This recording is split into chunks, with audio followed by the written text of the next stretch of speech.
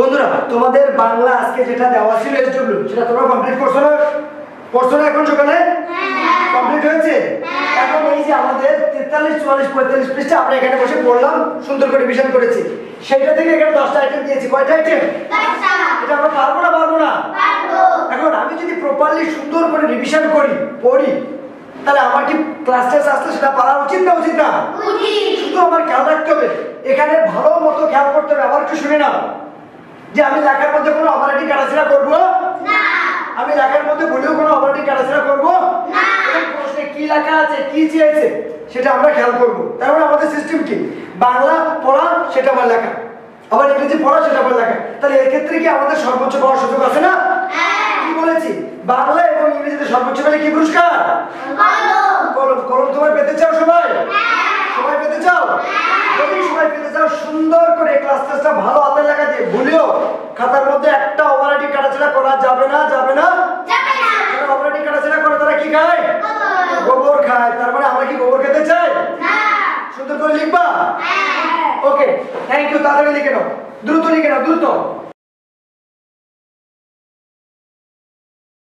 বন্ধুরা আমরা ইংরেজিটা রিভিশন করেছি, আবার ইংরেজিতে 10টা আইটেম দেওয়া আছে। বাংলা আমরা 10টা আইটেম লিখে শেষ করে খাতা জমা দিছি না? এখন ইংরেজি এটা আমরা ক্লাসে পড়েছি না? এখন এই 10টা আইটেম দেওয়া হলে এটা তোমাদের ক্লাস টেস্ট। বাংলায় যেরকম 10টা আইটেমের ক্লাস টেস্ট ছিল বলেছি সর্বোচ্চ পেলে, বাংলা এবং ইংরেজি সর্বোচ্চ পেলে কি পুরস্কার? এখন এটা লেখার আগে আমি একটু বলে রাখি, সুন্দর করে আগে প্রশ্নগুলো তুলতে হবে। তারপর আমার নির্দিষ্ট টাইম থাকবে যে আমি 5 মিনিটের মধ্যে লেখা শেষ করবো। নিজেকে নিজে চ্যালেঞ্জ করতে হবে, টাইম বাড়ানো যাবে না। কারণ আমি যদি টাইম বাড়াই আমার কি শেষে সারা সময় দেবে না। এটা আমাদের মাথায় রাখতে হবে। প্রশ্ন পড়বো, প্রশ্নে কি চেয়েছে, কি বলেছে এবং কি কি নতুন দেওয়া আছে 30 আর 31 পৃষ্ঠা যেহেতু আমাদের পড়া আছে, তাহলে এটা তো না পারা কিছু নেই আছে না। পারবো সবাই? আর এখানে ক্লাস টেস্ট 5 মার্ক করে ধরলে 50 নম্বর, বাংলা 50 নম্বর, ইংরেজি 50 নম্বর ক্লাস টেস্ট। পারবো সবাই? এই কনফিডেন্সটা আছে তো?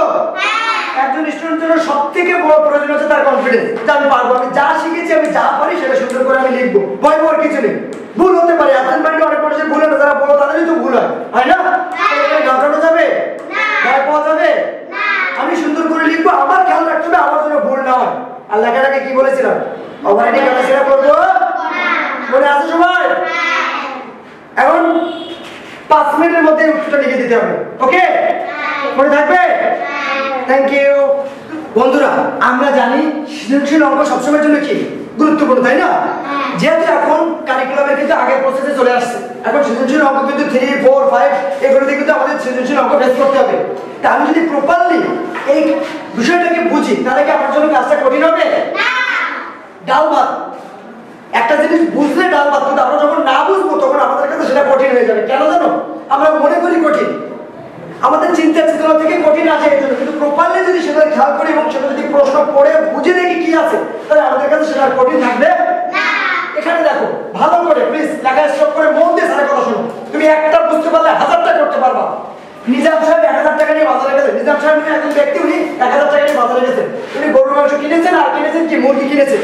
তাই এই যে আমরা দোকানে যাই, মা বাবার সাথে দোকানে যাই না, বাজারে যাই না, আমরা দেখো আম্মুর সাথে তুমি গেছো, আম্মু বলে আমার একটা ডিম দে, তখন কি করে আম্মু টাকা দেয়, বাড়তি টাকা দোকানদার কি করে আমাদেরকে কি আমার দিকে দেখাও এরকম করে দেখাও, বাড়তি টাকা দোকানদার কি করে ফেরত দেয়। দোকানদারকে টাকা দিলে দোকানদার ওই দামটা রেখে বাড়তি টাকা আমাদেরকে কি করে বাড়তি টাকা কি করে কথা বলতে হবে। সবাই ক্লাসের সবাই কথা বলতে হবে, শিখতে চাইলে স্যারের সাথে তোমার কমিউনিকেটটা সুন্দর রাখতে হবে, তাহলে তুমি বুঝতে পারবা। এখন এই যে জিনিস কিনেছে, গরু মাংস কিনেছে, শাকসবজি কিনেছে, মুরগি কিনেছে, তিনি মোট কত টাকার বাজার করলেন, ওই দুইটা জিনিস যদি যোগ করি তাহলে মোট কত টাকার বাজার সেটা পাওয়া যাবে না যাবে না? ভালো করে খেয়াল করো, এই দুইটা যদি যোগ করি তাহলে মোট কত টাকার বাজার সেটা পাওয়া যাবে। আপনি ক নাম্বার লিখবা না আগে বুঝে নাও, এই ক নাম্বার সমাধান লেখা সুন্দর করে লিখবা মা, তাকাও পরের দিকে। এখন কি লিখলাম? গরুর মাংস, গরুর মাংস কিনলেন, গরুর মাংস কিনলেন কত টাকা? 570 টাকা। কথা বলতে হবে। এবার মুরগি কিনলেন, আর কি কিনলেন? মুরগি। তাহলে মুরগি কিনলেন কত টাকা? 395 টাকা। এই দুটোকে আমরা কি করব? এই দুটোকে আমরা কি করব? মোট বাজার করলেন। আমরা এখানে কি লিখতে পারি? মোট বাজার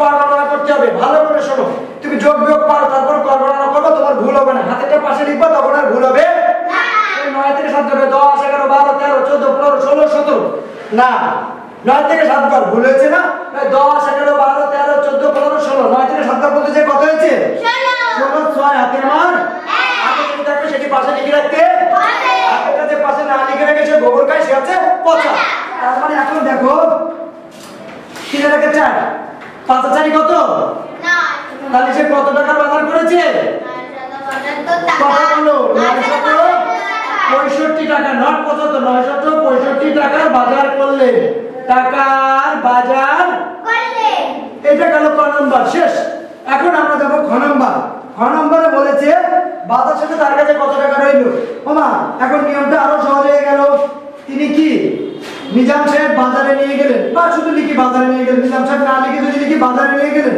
সেটা হবে বাজারে নিয়ে গেলেন 1000 টাকা কত টাকা 1000 টাকা এই 1000 টাকা এবার বাজার করলেন কত টাকার বাজার করলেন কত বলো কত টাকা করলেন 965 টাকা তাহলে বাজার যেটা করেছেন সেটা যদি বিয়োগ করি তাহলে বাড়তি টাকা দোকানদার ফেরত দেবে সেটা ওনার কাছে কি বাজার শেষে কত টাকা রইল তাই না তাই বাজার শেষে রইল আমরা এটা বিয়োগ করব তাই তো 5 আর কত হলে শূন্য থাকলে 10 ধরতে 5 6 7 8 9 10 5 হলে কত হলে 5 হাতে আমার হাতে যেটি থাকবে সেটি অবশ্যই পাশে লিখে রাখতে হবে এবার 6 থেকে 7 7 থেকে 10 7 8 9 10 7 আর কত হলে 10 কত হলে 3 হলে হাতে আমার 9 থেকে 10 10 মিলে গেলে শূন্য হাতে আমার 1 1 মিলে গেলে শূন্য বাম পাশে শূন্য বসে এখন বাজার শেষে রইল কত টাকা কথা বলো মা কত টাকা রইল 35 টাকা এখন এই গ নম্বরে বলেছে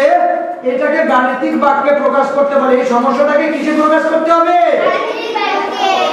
গাণিতিক বাক্যে কিভাবে করা যায় সেটা আমি বুঝাবো তাহলে আমার মোট টাকা বাজারে নিয়ে গেছে কত টাকা 1000 টাকা ভালো করে কত টাকা নিয়ে গেছে 1000 টাকা তাহলে এখানে তিনি গরুর মাংস কিনেছেন কত টাকা 570 টাকা আর তিনি কি কিনেছেন মুরগি কিলো এটা বিয়োগ করলাম তাই না আমি এইভাবে দিয়ে সরাসরি এইভাবে না দিয়ে আমি যদি এইভাবে দেই দেখো আমার দিকে যদি আমি দ্বিতীয় লাইনে 1000 বিয়োগ দিয়ে 570 যোগ 395 এটা আমি দ্বিতীয় লাইনে করতে পারি সুন্দরভাবে কমপ্লিট হয়ে যাবে যদি কেউ এক বাক্যে এভাবে দিতে পারবো বাট আমরা এখন ক্লাস 2 তে পড়ি বা আমাদের অ্যাডমিশনের জন্য আমরা সহজ রুলসটাকে অনুসরণ করলে সেটা আমাদের জন্য প্লাস পয়েন্ট আমরা এক বাক্যে দিতে পারতাম কিন্তু এটা আমাদের জন্য সবথেকে সহজ দেখো এই বিয়োগ তাহলে এখানে ব্র্যাকেট দিলে বিয়োগে যোগ হয়ে যায় বিয়োগে কি হয়ে যায় বিয়োগে কি হয় এজন্য আমরা এটাকে গাণিতিক বাক্যে দুটো লাইনে প্রকাশ করেছি কয়টা লাইনে প্রকাশ করেছি আমাদের কাজটাকে আরো সহজ করার জন্য কি করার জন্য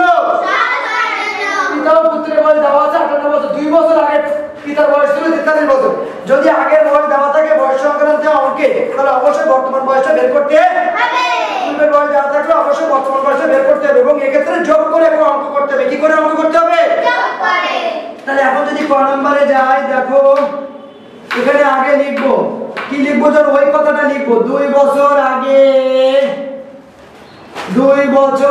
পিতার বয়স ছিল 43 বছর কত বছর 43 2 বছর তার মানে বর্তমান বয়স বের করতে 2 বছর শুধু যোগ না করলে হবে এখন আমার বয়স মনে করো 18 বছর আসলে তো না 18 বছর মানে এত অল্প বয়স আমার না মনে করো আর কি 18 বছর এখন আমি বললাম 2 বছর পরে কত হবে তাই 18 সাথে 2 যোগ করলে 2 বছর পরে 20 হবে এখন আমার 2 বছর আগে ছিল 16 বছর 2 বছর আগে বয়স ছিল কত 16 তাহলে এখন বর্তমানে কত 16 আর 2 কত 18 এই 2 বছর আমরা পার করছি না এইজন্য এটা লিখব পিতার বর্তমান বয়স 43 যোগ 2 বছর সমান 43 সাথে 2 যোগ করলে কত হবে বলো তো 45 বছর এটা কার বয়স পেলাম পিতার বয়স উত্তর পিতার বর্তমান বয়স 45 বছর কত বছর পাইছি মা কথা বলো এখন 6 নম্বরে বলেছে পুত্রের বয়স কত তাহলে এখানে আরো সহজ কাজ দুইজনের বয়স একত্রে দেওয়া থাকলে এবং একজনেরটা নির্দিষ্ট থাকলে বিয়োগ করে অন্যজনেরটা বের করতে হবে তাহলে পিতা ও পুত্রের বয়স একত্রে